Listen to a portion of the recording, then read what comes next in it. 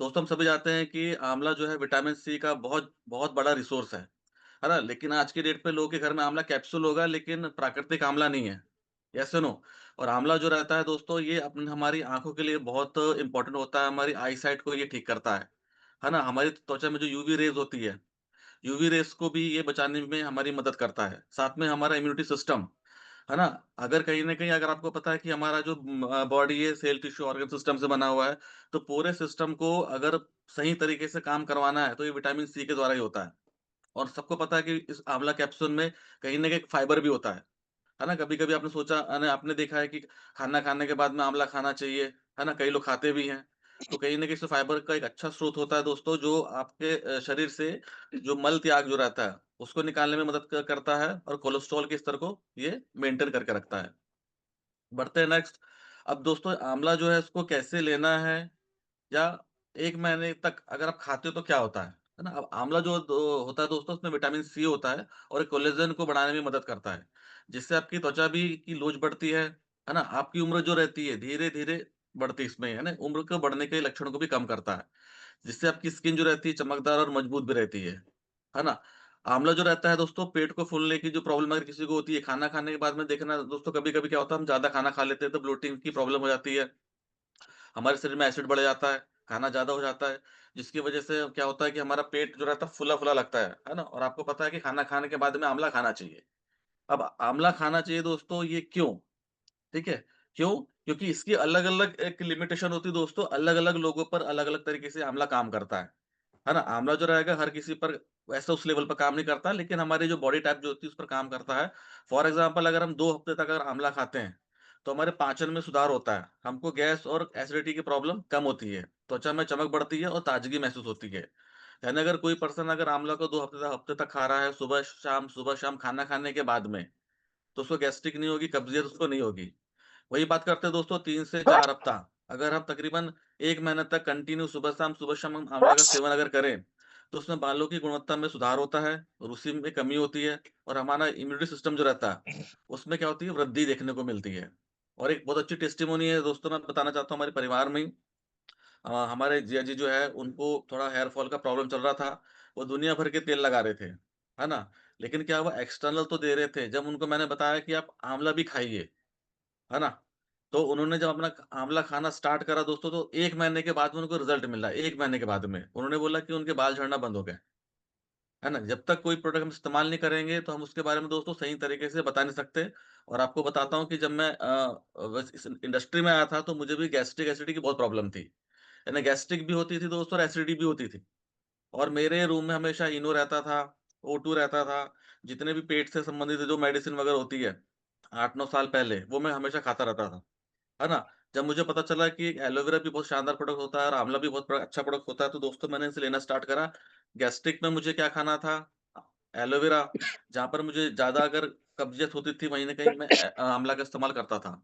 और अगर दोस्तों अगर हम 3 महीने तक अगर इसको कंटिन्यू इस्तेमाल करें, सुबह शाम खाना खाने के बाद में, तो आपका कोलेस्ट्रॉल और ट्राइग्लिसराइड जो है, ऐसे फैट्स कम हो सकते हैं। आपके बाल घने हो सकते हैं, मजबूत होंगे। ठीक है? लगभग 3 महीने तक निरंतर इसका उपयोग करने के बाद में। आज हमने देखा दोस्तों कई लोगों को हेयर फॉल की समस्या है, लेकिन वो लोग क्या कर रहे हैं दोस्तों इंटरनली कुछ नहीं ले रहे हैं, है ना? वो सोचते हैं कि शैम्पू से, साबुन से या फिर हेयर ऑयल से काम हो जाए, तो हमें एक्सटर्नल भी देना है और इंटरनल भी देना है। ठीक है? तो कम से कम 3 महीने तक हमें आंवला का सेवन करना चाहिए, जिसको गैस्ट्रिक की प्रॉब्लम होती है, एसिडिटी की प्रॉब्लम होती है।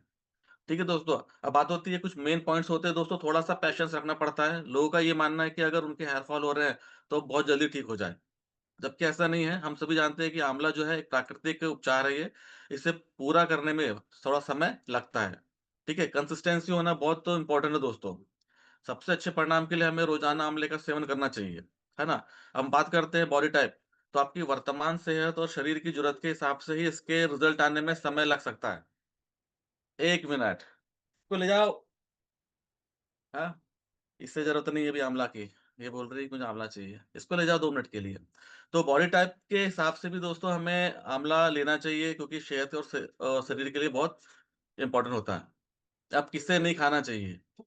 जिसे दोस्तों अल्सर की अगर प्रॉब्लम है, एसिडिटी की अगर प्रॉब्लम होती है, तो उसे आँवला सोच समझ के खाना चाहिए। मतलब ज़्यादा उसको आँवला नहीं लेना चाहिए।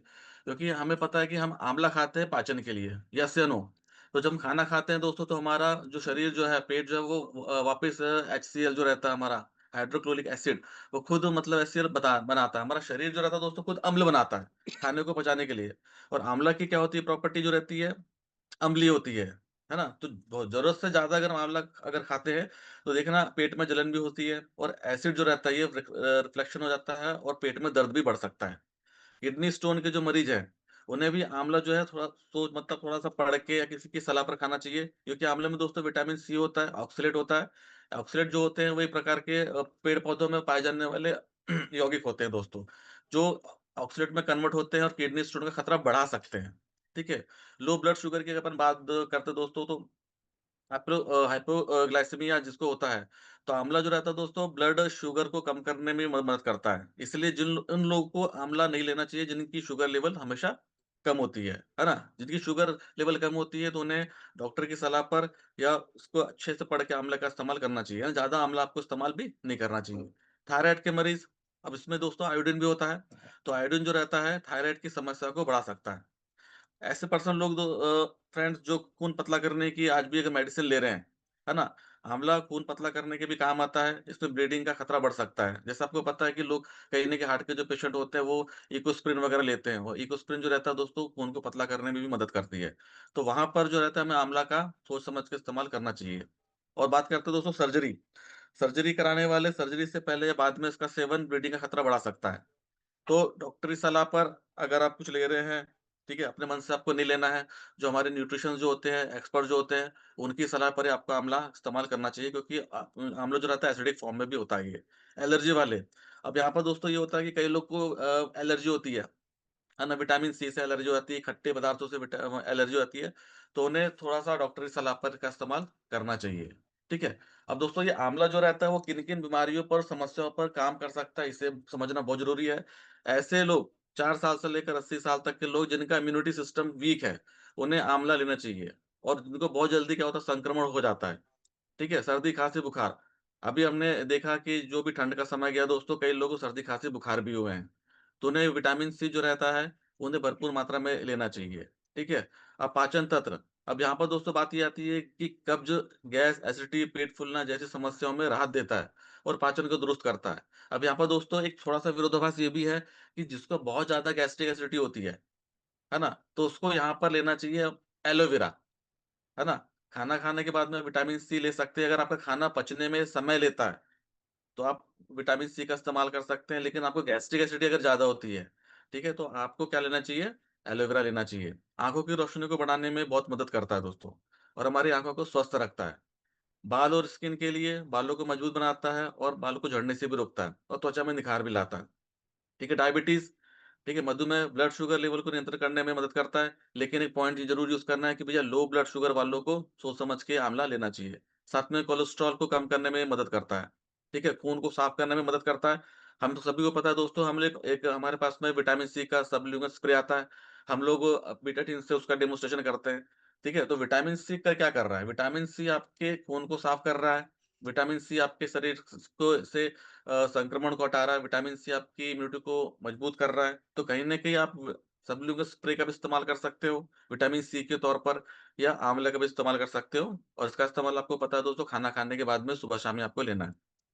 पेट में इन्फेक्शन, अगर दोस्तों अल्सर है, बवासीर है, पेट में इन्फेक्शन अगर होते हैं, तो हम सभी को पता है कि विटामिन सी जो रहता है ओवरऑल शरीर से गंदगी को भी निकालने में, हमारे ब्लड को साफ करने में मदद करता है।